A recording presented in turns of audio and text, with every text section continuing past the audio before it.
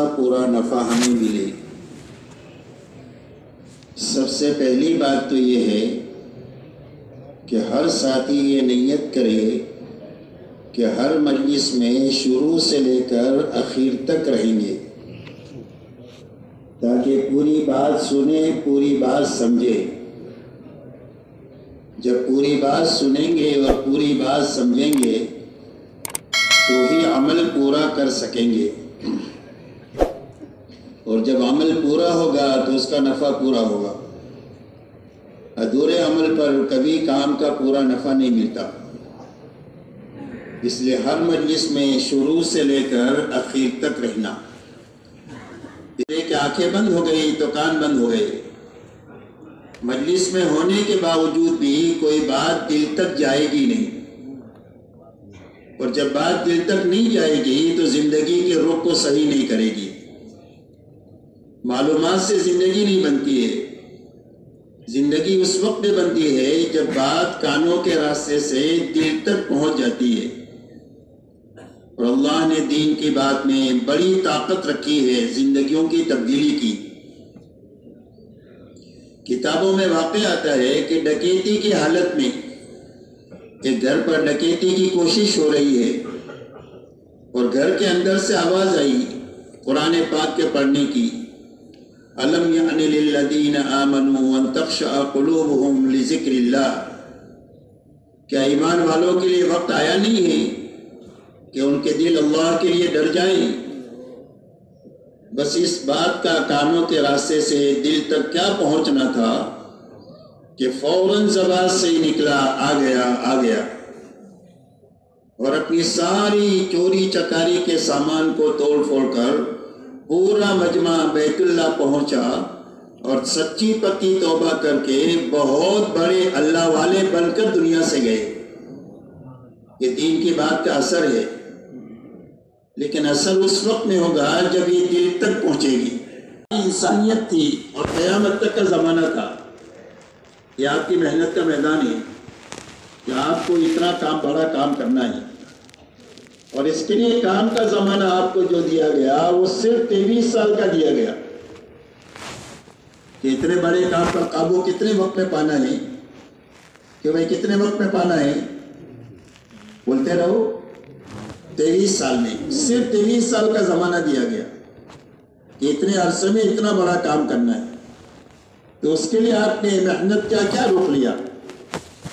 آپ نے محنت کا یہ رخ لیا کہ آپ اپنی 23 سالہ نبوت کے بعد کی زندگی میں جہاں تک جا سکتے تھے وہاں تک جانے میں انتھک محنت آپ نے کیا، اور حضرت خدیجہ سے فرمایا لا راحت بعد اليوم، کہ خدیجہ راحت کے دن ختم ہو گئے، اب آرام ختم ہو گیا، اب کام ہی کام ہے۔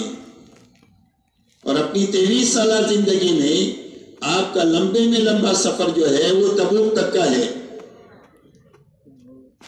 اور آپ کی محنت کا میدان پورا عالم ہے، تو آپ نے حجاز میں کام کیا اور تبوک کا کام کیا، تو پورے عالم کے کام پر قابو پانے کے لیے آپ نے 23 سالہ دور نبوت میں اپنا سوالات صحابہ کا بہترین عملہ تیار فرمایا۔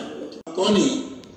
فرمایا صحابہ کا تعارف 2 جملوں میں ہوتا ہے، فرسان بالنہار و رہبان باللیل، بسام بالنہار و بکاء باللیل۔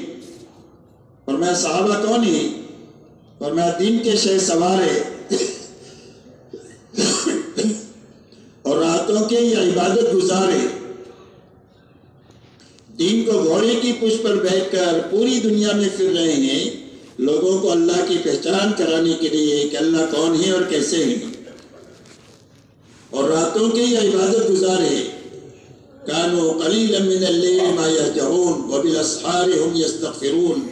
فرمائے راتوں کو یہ بہت کم سوتے ہیں، اور آخر راتوں میں کر کے مٹ کے کھپ کے اللہ کے سامنے استغفار کرتے ہیں کہ اللہ کرنے کا جو کام تھا اس کا حق تو ادا نہیں ہوا۔ یہ بات یہ ہے کہ ہماری تمام تر محنت اپنی زندگی میں اور پوری امت میں پورا دین لانے کی محنت ہے، اس لیے کہ محنت کسی مقصد کے لیے ہوتی ہے، تجارت جو ہے یہ کمائی کے لیے ہوتی ہے، تجارت کے لیے نہیں ہوتی۔ زراعت جو ہے وہ اناج کے لیے ہوتی ہے، غذا کے لیے ہوتی ہے، کھیتی کے لیے نہیں ہوتی۔ ملازمت تنخواہ کے لیے ہوتی ہے، ملازمت کے لیے نہیں ہوتی۔ ایسا ہی ہماری محنت میں جتنے رخ ہے، چاہے اجتماع کا رخ ہو، چاہے باہر کی محنت کا رخ ہو، چاہے مقامی محنت کا رخ ہو، چاہے انفرادی اعمال ہو، چاہے ہمارے اجتماعی اعمال ہو، ہماری محنت کے یہ سارے رخ اپنی زندگی میں اور پوری امت میں پورا دین لانے کے لیے ہے۔ اس لیے کہ اللہ کی طرف سے جتنے وعدے ہیں کامیابی کے، وہ دین پر ہے، دنیا اور آخرت کے، کہ دنیا بھی جو بنے گی وہ دین کے راستے سے بنے گی، اور آخرت جو بنے گی وہ بھی دین ہی کے راستے سے بنے گی۔ آخرت جو اجڑے گی وہ بھی بے دینی ہی کے راستے سے اجڑے گی۔ آخرت کے بننے کا راستہ اور دنیا کے بننے کا راستہ دین ہے، اور دنیا اور آخرت کے اجڑنے کا راستہ بے دینی ہے۔ یہ پکی ٹکی باتیں ہیں، اس کے خلاف کوئی بات ہو نہیں سکتی۔ اس لیے ہماری تمام تر محنت اپنی زندگی میں ایک تو پورا دین لانے کی محنت ہے، کہ زندگی میں دین ہو اور پورا ہو، اور ہماری زندگیوں میں اپنے دین میں حقیقت لانے کی محنت ہے۔ وَحْيَنَّهُ حَيَاةٌ طَيِّبَةٌ وَلَنَجْزِيَنَّهُمْ أَجْرَهُمْ بِأَحْسَنِ مَا كَانُوا يَعْمَلُونَ۔ اللہ جل شانہ فرماتے ہیں جو بھی ایک عمل کرے، چاہے مرد ہو یا عورت ہو، ایمان کی حالت میں اور یقین کے ساتھ، تو اس کا پہلا نفع یہ ہوگا کہ اللہ اس کو پاکیزہ زندگی عطا فرمائیں گے۔ پاکیزہ زندگی کا تعلق دنیا سے ہے، کہ دین کے کمال کی وجہ سے اور حقیقت کی وجہ سے ایمان کے ساتھ کرنے کے نتیجے میں اس کا پہلا نفع یہ ہوگا کہ اللہ دنیا کی زندگی کو پاکیزہ زندگی بنا دیں گے۔ تو پاکیزہ زندگی کس کو کہتے ہیں؟ پاکیزہ زندگی اس کو کہتے ہیں کہ اللہ تعالیٰ جس حال میں بھی ہو دلوں میں اطمینان، چین اور سکون عطا فرمائیں۔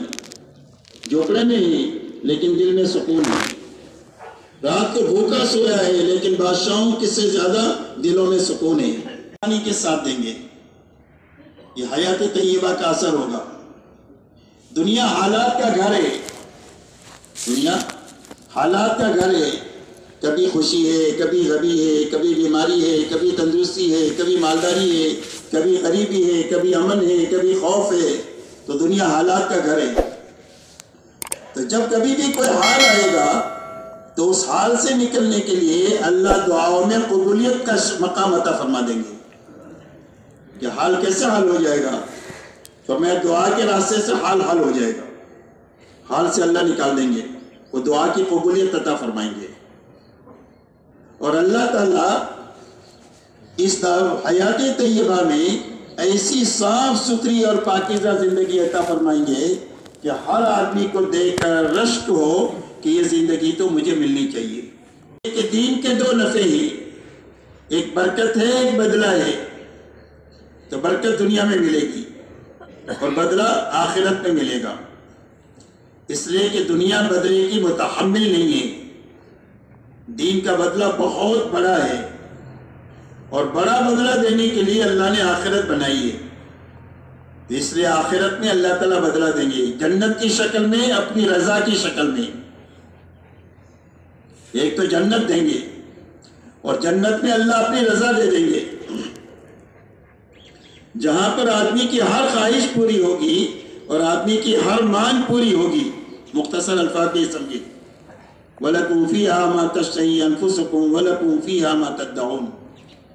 تمہارے لیے جنت میں وہ ہے جو تمہارا جی چاہے، ہر چاہت پوری ہو جائے گی، اور جو مانگو گے وہ مانگ پوری ہو جائے گی۔ ایسی کامیابی جنت کی شکل میں اللہ دیں گے آخرت میں، دین پر اور پورے دین پر، اور فرما دیں گے کہ میرے بندو میں تم سے راضی ہو گیا ہوں، اب کبھی تم سے ناراض نہیں ہوں گا۔ اب اللہ کی رضا کی وجہ سے یہ کھٹکا ختم ہو جائے گا کہ کبھی ناراض ہو کر اللہ جنت سے نکال نہ دے۔ جو ایمان لائے اور نیک عمل کیے اس کا اثر دنیا میں کیا ہوگا؟ فرمایا اللہ ان کے لیے محبتیں دنیا میں پیدا کر دیں گے کہ اپنے اور پرائے سارے ان سے محبت کریں گے، کوئی ان سے نفرت نہیں کر سکتا۔ یہ محبت کا اثر ہے ایمان اور عمل کا، یہ وعدہ اللہ کی طرف سے کہ دنیا میں اللہ ان کی محبتیں لوگوں کے دلوں میں پیدا فرما دیں گے۔ اللہ تعالیٰ نے فرمایا وَلِلَّهِ الْعِزَّةُ وَلِرَسُولِهِ وَلِلْمُؤْمِنِينَ وَلَكِنَّ الْمُنَافِقِينَ لَا يَعْلَمُونَ۔ فرمایا عزت اللہ کے خزانے میں ہے، نبی کے راستے سے آتی ہے اور ایمان والوں کے لیے آتی ہے۔ دنیا میں عزت کا حق ایمان والوں کے لیے ہے، ایمان والوں کو ایمان کی بنیاد پر اللہ عزت دیں گے۔ لا تہینوا ولا تحزنوا وانتم الاعلون ان کنتم مؤمنین۔ فرمایا گھبرانے کی اور غم کرنے کی بات نہیں ہے، دنیا میں سربلندی تمہارا ہی حق ہے اگر تم مومن ہوئے۔ ایمان پر اللہ دنیا میں سربلندی کا مقام عطا فرمائیں گے۔ والذین آمنوا فی الحیات الدنیا ویوم یقوم الاشہاد۔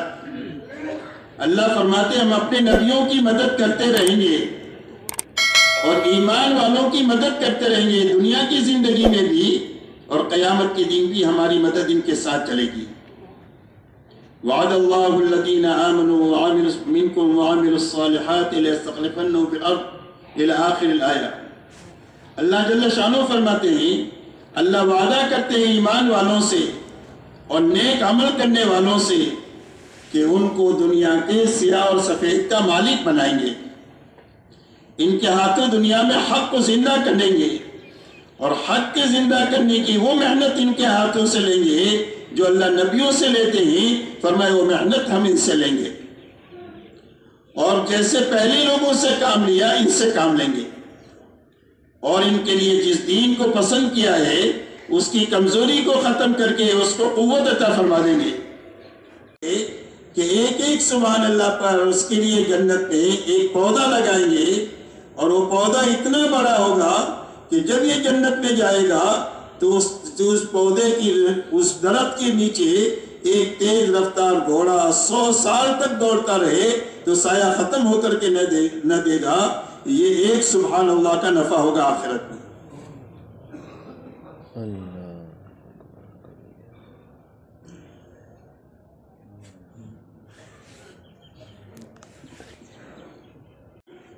تو فرمایا اس کا کیا نفع ہوگا؟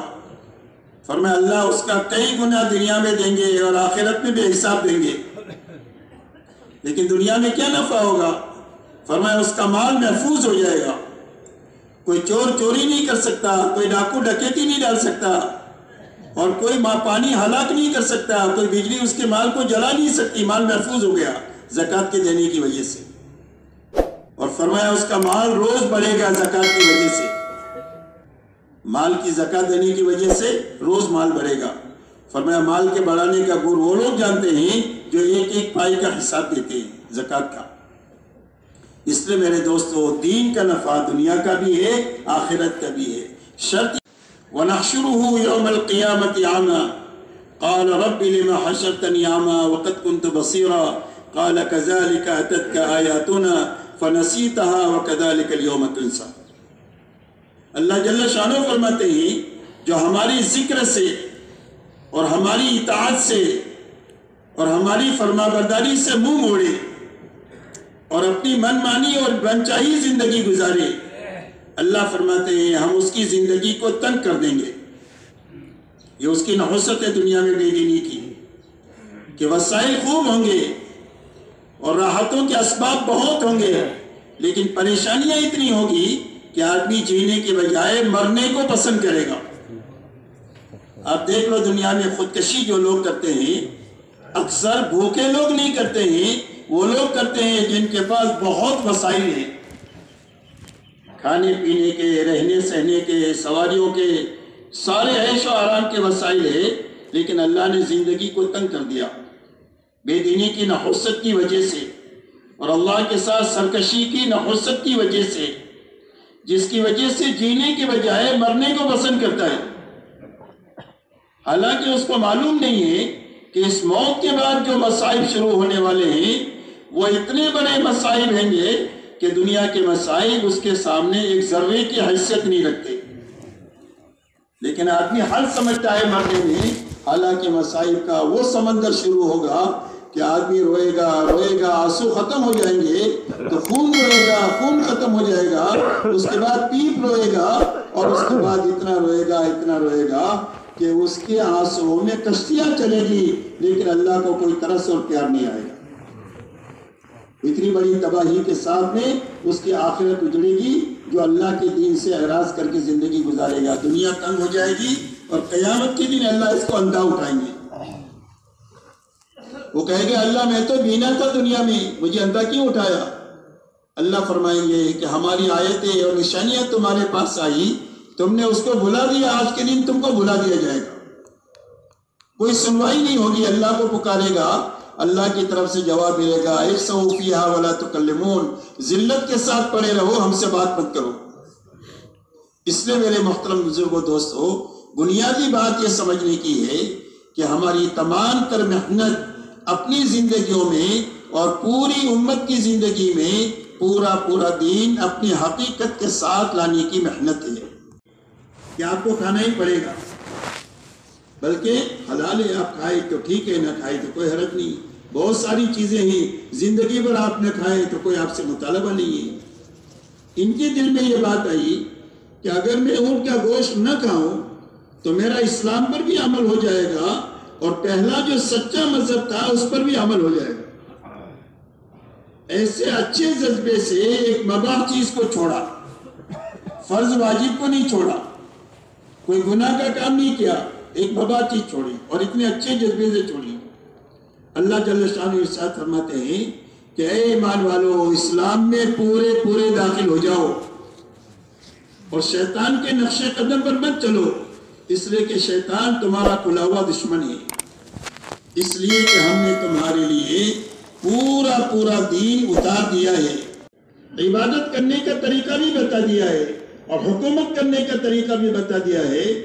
پیدائش سے لے کر موت تک جو آدمی حرکت اور سکون کرتا ہے اس میں اللہ کی طرف سے پوری رہبری ہے کہ اس کام کو کیسے کرنا ہے اور کب کرنا ہے اور کیسے کرنا ہے.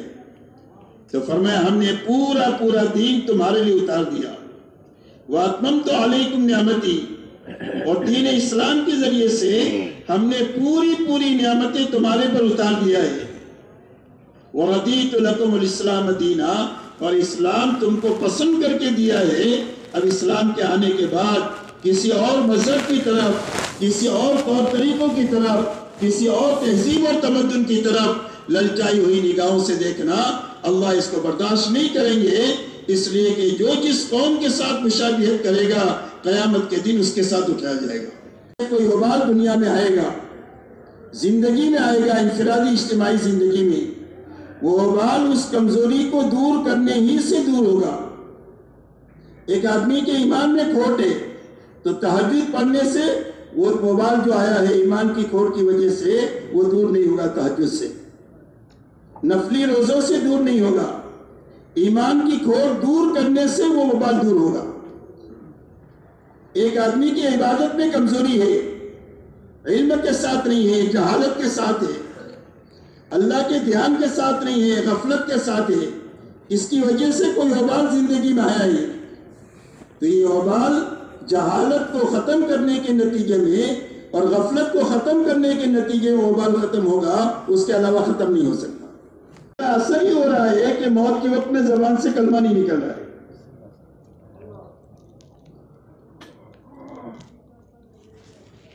شروع کیا، آپ نے فرمایا کہ اس کی طرف تو جہنم کی آگ لپک رہی ہے مال غنیمت میں ایک چادر کی خیانت کی وجہ سے. چادر میں خیانت کی جس کی وجہ سے جہنم کی آگ اس کی طرف لپک رہی ہے. اس لیے معاملات کی لائن کا بگاڑ ہے تو بگاڑ معاملات کی لائن کو ٹھیک کرنے ہی سے وہ بات دور ہوگا. اخلاق کی لائن کا بگاڑ ہے جس کی وجہ سے زندگی میں کوئی وبال ہے اخلاق کی بگاڑ کی وجہ سے، تو وہ بگاڑ اور وبال اسی وقت دور ہوگا جب اخلاق کی پستی ختم ہو کر اخلاق پہ مطلوبہ شکل پیدا ہوگی تو وہ بگاڑ ختم ہوگا. نیت میں خرابی ہے اور نیت کی خرابی کی وجہ سے کوئی وبال آیا ہے زندگیوں میں تو وہ وبال اسی وقت میں دور ہوگا جب نیت صحیح ہوگی. کہ مجھے کام کرنے والوں پر اس بات کا خطرہ ہے کہ وہ کام نہ کر رہے ہوں اور اپنے بارے میں یہ گمان لے کر پھر رہے ہو کہ ہم تو بہت کام کر رہے ہیں. اور فرمایا میری نگاہ میں کام یہ ہے کہ جس آدمی کو اللہ نے اس محنت میں لگایا ہے ہر وقت میں اس فکر اس محنت اور دعا کے ساتھ میں جیے کہ میری زندگی میں یہ 6 صفات اپنی حقیقت کے ساتھ پیدا ہوتے چلے جائے تو یہ کام ہے. اگر پیدا ہو رہے تو کام ہے اور پیدا نہیں ہو رہے تو کام کی شکل ہے, حقیقت سے کام بہت دور ہے. اس لیے اپنی زندگی میں 6 صفات کی زندگی میں آنا یہ کام ہے. اس لیے کہ پورا دین اپنی حقیقت کے ساتھ جو آئے گا وہ 6 صفات کے راستے سے آئے گا. یہ 6 صفات پورا دین نہیں ہے, لیکن کسی کی زندگی میں بھی پورا دین اپنی حقیقت کے ساتھ میں آ نہیں سکتا ہے 6 صفات کی رعایت کے بغیر. کسی آدمی کا کوئی عمل اللہ کے مقبول نہیں ہو سکتا ہے 6 صفات کی رعایت کے بغیر. امت اپنے تمام اختلافات کے باوجود, زبان کا اختلاف ہے, قومیت کا اختلاف ہے, وطنیت کے اختلاف ہے, رنگ و روپ کے اختلافات ہے اور بہت سارے اختلافات ہیں, وہ سارے اختلافات ختم ہو کر کے امت ایک اور نیک نہیں بن سکتی ہے یہ 6 صفات کے بغیر. اللہ مارنے والے بڑے, اللہ زندگی دینے والے بڑے, اللہ کی ہر صفت بڑی ہے اور اللہ محدود ہے. تو اللہ کی ذات اور صفات کا یقین کو اپنا پیغمبر بنا کر آپ کو بشارت اور علم اور انذار کا علم دے کر کے بھیجا ہے, یعنی وعدے اور وعید کا علم دے کر کے بھیجا ہے کہ کرنے کا یہ وعدہ ہے, سچ بولو گے تو نجات ملے گی, جھوٹ بولو گے تو ہلاک ہو جاؤ گے, زکات دو گے تو مال بڑھے گا, سود میں ہاتھ ڈالو گے تو مٹ جاؤ گے. یہ اللہ کی طرف سے وعدے ہے اور وعید ہے, یہ نکل جائے. اللہ والے فرماتے ہیں کہ نماز کی مثال زندگی میں ایسی ہے جیسا کہ گھر میں روشن دان ہوتا ہے. گھر کا دھواں روشن دان سے باہر جائے گا, تازہ ہوا گھر میں جو آئے گی وہ روشن دان سے آئے گی. ایسا ہی رضائل زندگیوں سے جو نکلیں گے وہ نماز کے راستے سے نکلیں گے, اور خسائل زندگی میں جو آئیں گے وہ نماز کے راستے سے آئیں گے. اس لیے نماز کے بارے میں فرمایا ان الصلاۃ تنہی عن الفحشاء والمنکر. فرمایا نماز کی خاصیت یہ ہے کہ آدمی کو بے حیائی اور برائی کے کاموں سے روکتی رہتی ہے. تو لڑکی نے جو جوان سے یہ کہا کہ آگے کی بات تو بعد میں کریں گے, پہلا کام یہ کرو کہ 40 دن امیر المومنین کے پیچھے تکبیر اولیٰ کے ساتھ نماز پڑھو. تو نوجوان نے 40 دن تکبیر اولیٰ کے ساتھ نماز پڑھنا شروع کیا. جب 40 دن پورے ہوئے تو اس کا اثر یہ ہوا کہ لڑکی کا دھیان ذہن میں سے نکل گیا, اللہ کی محبت دل میں پیدا ہو گئی.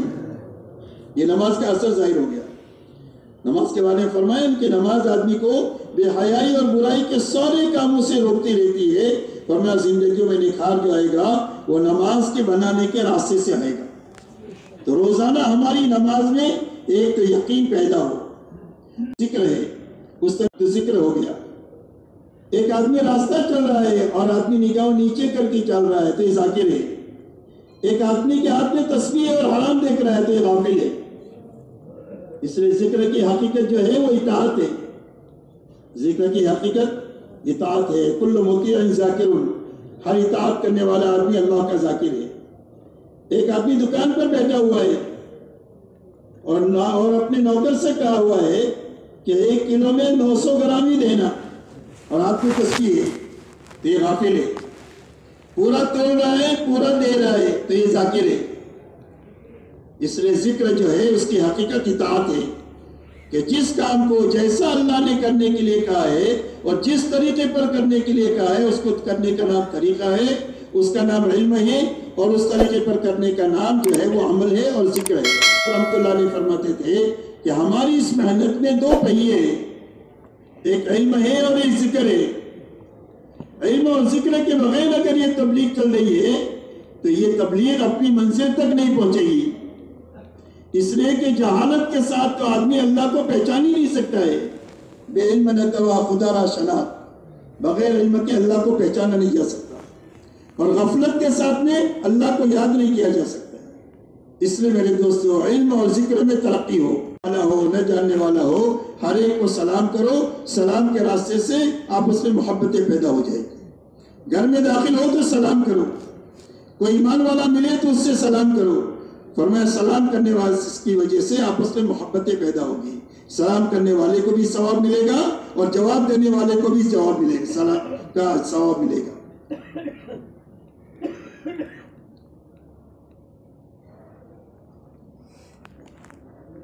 اس لیے ہر مسلمان سے محبت کرنا ہے، مسجد وال جماعت کے ساتھیوں سے محبت۔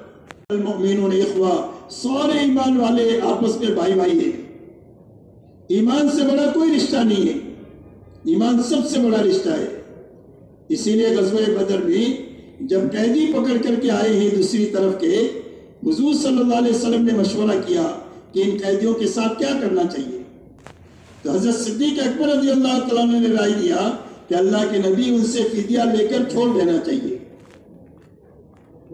حضرت عمر رضی اللہ تعالیٰ نے رائے دیا کہ اللہ کے نبی میری رائے ہے کہ ہر مسلمان کے ہاتھ میں اس کے کافر رشتہ دار کو دے دو، باپ مسلمان ہے بیٹا بے ایمان ہے، باپ کے ہاتھ میں اس کے بیٹے کو دے دو، وہ اس کی گردن مار دے اور اللہ کے سامنے ہم ثابت کر دے کہ جو ایمان والا ہے وہ ہمارا ہے، جو ایمان والا نہیں ہے وہ ہمارا نہیں ہے۔ سب سے بڑا رشتہ جو ہے وہ ایمان کا رشتہ ہے۔ انما المؤمنون اخوہ، ہر ایمان والے سے محبت کرنا آ جائے، نفرتیں ختم ہو جائے، دشمنیاں ختم ہو جائے، تیری میری ختم ہو جائے، ہر ایک کو نبھانا آ جائے، ہر ایک سے محبت کرنا آ جائے، ہر ایک کے کام میں آنا آ جائے۔ مولانا سعید خان صاحب رحمۃ اللہ علیہ فرماتے تھے کہ جو ہر ایک سے جڑ جائے اور ہر ایک کو جوڑ لے، جو ہر ایک سے معافی مانگ لے اور ہر ایک کو معاف کر دے، وہ تبلیغ کے اندر میں صحیح طریقے سے موت تک چل سکتا ہے۔ اس لیے کہ ہاتھوں بڑے بڑے فتنوں کو اللہ تعالیٰ دفن کرتے ہیں، اور مخلصین کے ہاتھوں اللہ دنیا میں ہدایت کو چلاتے ہیں، چاہے وہ تھوڑے ہوں چاہے وہ کمزور ہوں۔ ان کمزوروں اور تھوڑوں کے ہاتھوں اللہ دنیا میں ہدایت کو چلائیں گے، شرط یہ ہے کہ وہ اللہ چاہتے ہوں اور آخرت چاہتے ہوں۔ دوستو، اس محنت کے راستے سے جان مال کے دھوکے سے ہم نکلے، جان مال کے دھوکے سے نکلے۔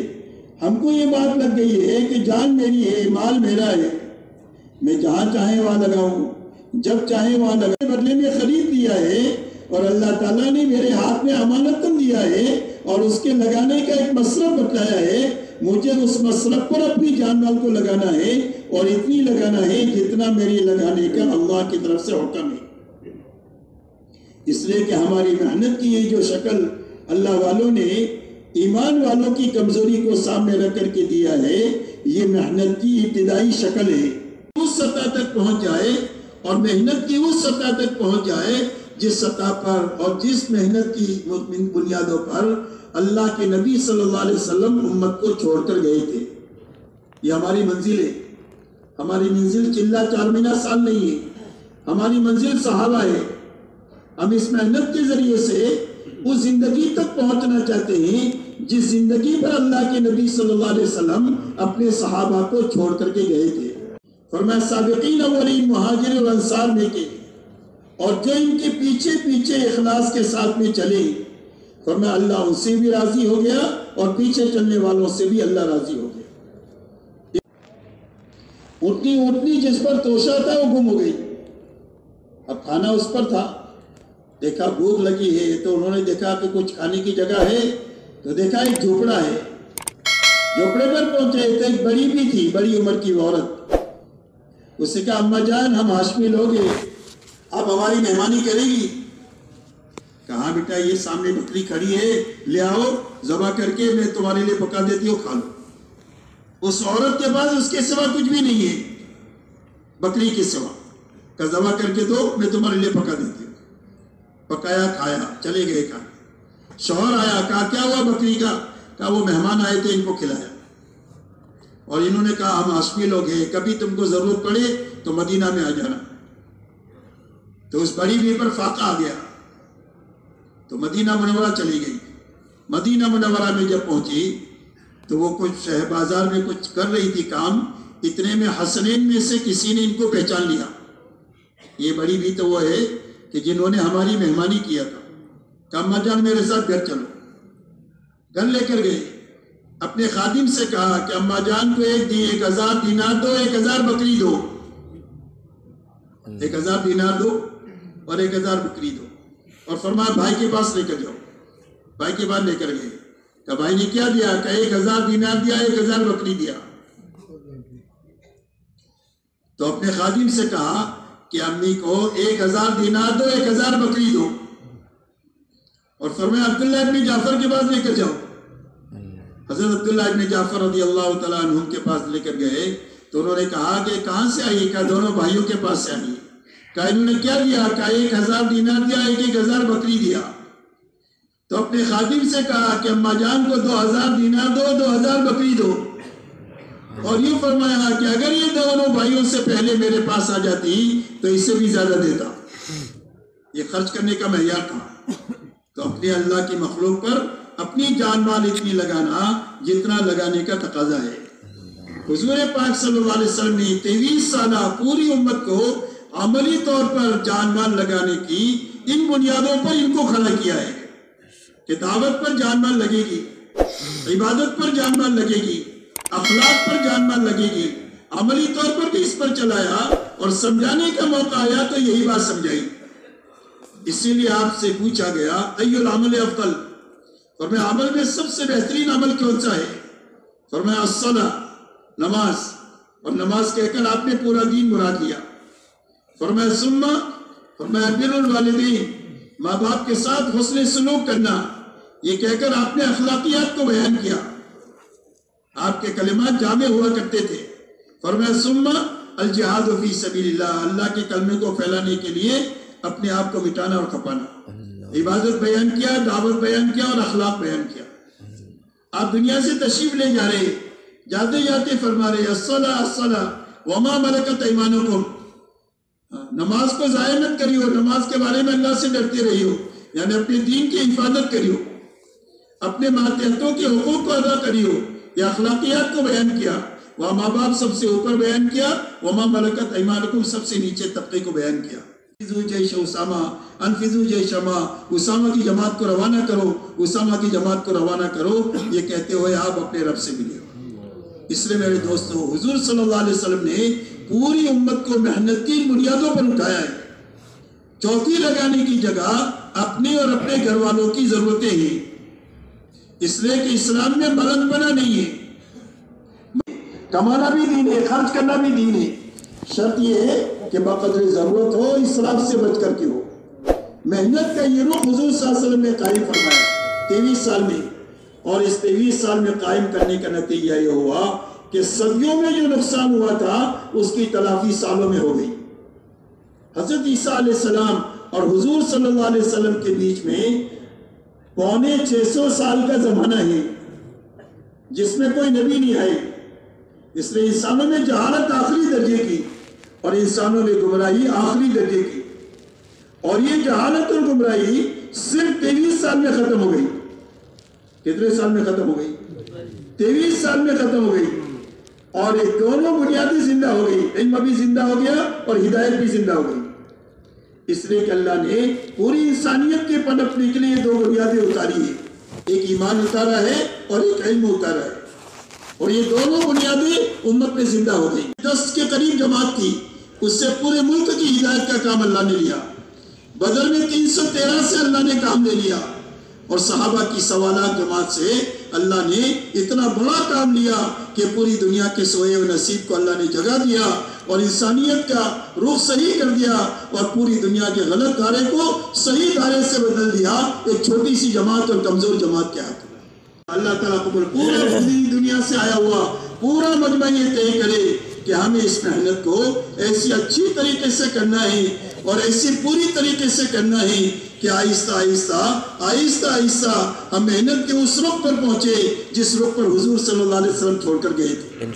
اب وہ رخ جس پر حضور صلی اللہ علیہ وسلم کہ مولانا آپ کا کام تو بہت بڑا کام ہے لیکن مجھے آپ کے کام پر 2 خطرے ہیں. اللہ اس کام کو ان دونوں خطروں سے محفوظ رکھے۔ فرمایا ایک خطرہ تعصب اور تہذب کا ہے کہ کہیں عصبیت نہ پیدا ہو جائے ان میں، مختلف علاقوں سے آتے ہیں، مختلف زبانوں کے لوگ آتے ہیں، مختلف رنگ و روپ کے لوگ آتے ہیں، کبھی ان کی عصبیت کی رگ جاگ نہ جائے اور کبھی ان کے اندر میں تعصب اور پارٹی بندی نہ پیدا ہو جائے کہ ہمارے خیال ہے اور ہماری فکر کا آدمی ہے، ہمارا کوئی خیال نہیں، ہماری کوئی فکر نہیں، ہمارا کام ہے اور کام کا مفاد سارے مفادات پر مکمل ہے، ہم اللہ پر جمع ہو سکتے ہیں اور امت کو اللہ پر جمع کر سکتے ہیں، اس کے علاوہ جمع ہونے کی کوئی بنیاد نہیں، یاد رکھیں۔ جب اللہ کے علاوہ کوئی بنیاد کام میں آئے گی تو کام ضائع ہو جائے گا۔ اس لیے میرے دوستو تعصب سے بچنا اور تہذب سے بچنا اور غلو سے بچنا اور غرور سے بچنا کرنا یہ نبوت کا مزاج ہے، اور ہر ایک کو اپنے ساتھ چمٹائے رکھنا یہ نبوت کا مزاج ہے۔ جب اس مزاج کے ساتھ صحیح محنت اپنی منزل طے کر لیتی ہے تو اللہ کی تائید ساتھ ہو جاتی ہے۔ اس لیے کہ اللہ کے یہاں محنت کی ایک مقدار مطلوب ہے، محنت کا طریقہ بھی مطلوب ہے اور محنت کی مقدار بھی مطلوب ہے۔ محنت صحیح بھی ہونی چاہیے اور پوری ہونی چاہیے۔ میں یا ساڑھے 900 سالہ دعوت اور محنت کے نتیجے میں 80-82 لوگ بنے، لیکن ان کی محنت کامیاب ہے۔ اس لیے کہ اللہ کے یہاں نتیجے کی پوچھ نہیں ہوگی، اللہ کے یہاں کام کی پوچھ ہوگی۔ کوئی نبی قیامت کے دن آئیں گے، ان کے ساتھ 1-2 آدمی ہوں گے، لیکن اللہ ان کا وہ اکرام کریں گے جو اکرام اس نبی کا کریں گے کہ جس نبی کے محنت پہ لاکھوں کروڑوں لوگ ایمان میں داخل ہوئے۔ اس لیے کہ اللہ کی یہاں طرف سے ہمارے ذمہ جو ہے وہ محنت کا صحیح رخ ہے، بس کہ محنت کا صحیح رخ اختیار کیا جائے اور محنت کو پورا کرنے کے لیے اپنے بس کی طاقت لگائی جائے۔ بس کی طاقت لگانے کا مکلف ہے۔ اللہ تعالیٰ کسی کو اس کی طاقت سے زیادہ کا مکلف نہیں بناتے۔ جو پیدل چل سکتا ہے پیدل چلے، جو 100 لگا سکتا ہے 100 لگائے، جو 1000 لگا سکتا ہے 1000 لگائے، جو لاکھ لگا سکتا ہے لاکھ لگائے، جو پورا لگا سکتا ہے پورا لگائے۔ صدیق اکبر تک کی راہ کھلی ہوئی ہے، جو جتنا کر سکتا ہے کرے، لیکن اپنے بس کا جب کر دیں گے تو اللہ کی اس کی قدر ہے۔ جو اللہ کو نہیں جانتی، آخرت کو نہیں جانتی، نبی کو نہیں جانتی، آج قیامت قائم ہو جائے تو ساری انسانیت بڑھتے ہی ہمیشہ ہمیشہ کے لیے جہنم میں چلے گی۔ 75% ایمان والوں کی آبادی وہ ہے کہ جو اکثریت وہ ہے کہ جو اللہ سے غافل ہو کر اور اپنے دین سے بے خبر ہو کر زندگی گزار رہی ہے۔ اس لیے میرے دوستو اللہ نے ایک بڑا کام دیا ہے، اس کام کے بارے میں ہم یہ طے کرنا ہے کہ اس کام کا ایک مزاج ہے، اس کام کا ایک نہج ہے، اس کام کی ایک ترتیب ہے، اس کام کی ایک نیت ہے، اس کام کی ایک منزل ہے، اس سب کو سامنے رکھ کر صحیح سے صحیح کرتے ہوئے اور اللہ کے سامنے آنسو بہاتے ہوئے اپنے آپ کو چلانا ہے، تاکہ اس محنت کے ذریعے سے اللہ ہم کو بھی بنا دے اور اللہ عالم کو بھی بنا دے کہ میں پورا مجمع اس کے لیے تیار ہے۔ اس کے لیے میرے دوستوں سب سے پہلے تو ہم پچھلی زندگی پر اللہ سے معافی مانگے کہ آج تک کام کے تعلق سے، کام کے نہج کے تعلق سے، کام کے مزاج کے تعلق سے، کام کی روح کے تعلق سے جو کمی کوتاہی ہوئی، اللہ تعالیٰ اس کو معاف فرما دے اور آئندہ کام کی جو بنیادیں ہیں ان بنیادوں کے ساتھ اللہ ہمارے لیے کرنا آسان فرما دے۔ اس کا پکا ارادہ کر کے اپنے آپ کو پیش کرنا ہے، پچھلے پر اللہ سے معافی مانگنا ہے۔ اللہ بڑے معاف کرنے والے ہیں۔ اللہ تعالیٰ اگر معافی مانگ لے، ایک آدمی کے گناہ آسمانوں کو چھو جائیں، ریت کے ذرات سے بڑھ جائیں اور اللہ کہہ دے اللہ مجھے معاف کر دے اللہ سے، تو اللہ معاف فرما دیں گے اور فرمائیں گے اللہ فرماتے ہیں کہ مجھے اس کی کوئی بھی پرواہ نہیں ہوگی کہ اتنے بڑے گنہگار کو میں کیسے معاف کروں۔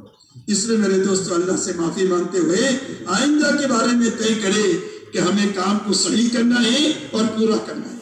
کہ بھائی کیسے کرنا ہے؟ کام کو صحیح کرنا ہے، پورا کرنا ہے، رسم سے بچانا ہے، رواج سے بچانا ہے، اپنی منمانی سے بچانا ہے اور کام کو اپنی بنیادوں پر لانے کے لیے جس قربانی کی ضرورت ہے اللہ سے مانگ کر تدریجی طور پر اپنے آپ کو اس میں آگے بڑھانا ہے۔ اس کے لیے ہمت کر کے جو تقاضے آپ کے پاس میں رکھے جائیں ان تقاضوں کے لیے اپنے آپ کو پیش کرو کہ ہم اس کے لیے تیار ہیں۔ اللہ تعالیٰ قبول فرمائے۔ ماشاءاللہ فرمائے ماشاءاللہ۔